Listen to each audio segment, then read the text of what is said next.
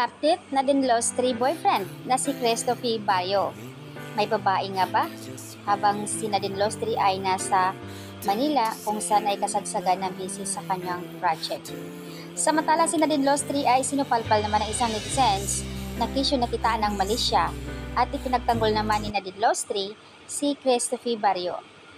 Ang sinasabi lang naman ng mga fans na sana wag maulit noong nangyari kay James Reid na pilit pinagtanggol ni Nadine Lostri at the end merong third party. Yung 4 years na buo ang tiwala niya sa huli nalalaman din. So same lang din daw ang pag-alala nila kay Nadine Lostri na sana hindi na maulit. Na isang netizens dito ay nag-concern about Nadine Lostri. At ito po ang kanyang chat. Hi Sir Christophe Barrio. Someone told us from Siargao that you have been hanging with Miss Mary Lou. So ayan, who is Mary Lou? For this past few days, using Nadine Jeep. And you've been always with her, surfing, eating, and skating. And we're just wondering why you always spend time with her while Nadine Lostri is in the Manila.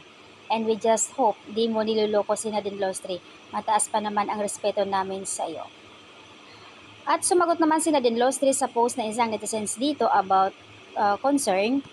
Stop acting like you're concerned. You're just another hater. Try na create drama. Gawa na lang tayo ng vegan cheese. At may isang netizens pa dito na sinasabi niya. At Nadine Lostri, sana nads. Di siya kagaya kay James Reid na manluloko. Ayaw naming makitang niluloko ka at sinasaktan. Same before, lagi mong pinagtanggol si James Reid pero niluloko ka rin pala. And we just hope yung concern ng taga-Siargauhan mo nakikitaan kay Chris Barrio at Marilo. Malayo ka nads, yung taga-Siargao na ang laging nakikita kung sino yung palaging kinakasamang babae ni Chris sa Siargao. So sana wag masyadong magtiwala kay Chris.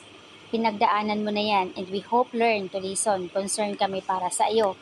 Agad naman sinagot ni Nadine sa post niya, how rude and offensive.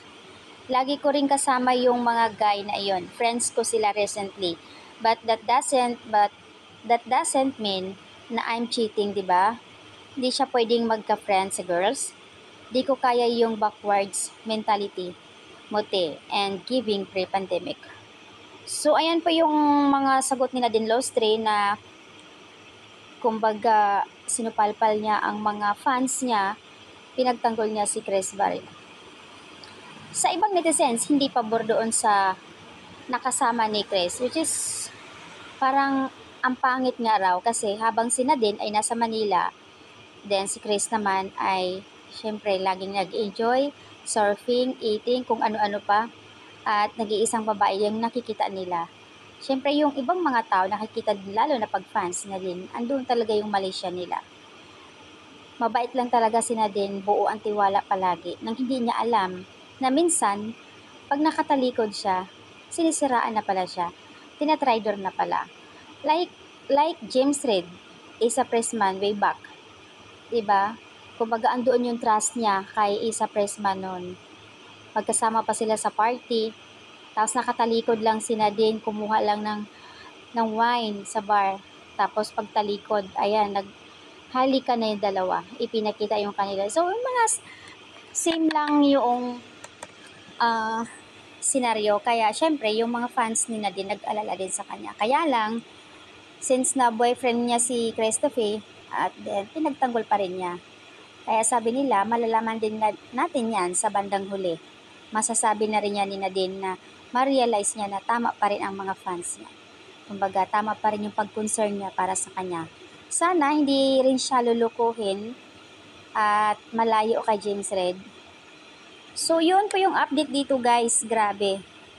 Super Nadine Lostri ay talagang sinagot ang mga concern ng mga fans niya at ibang mga netizens.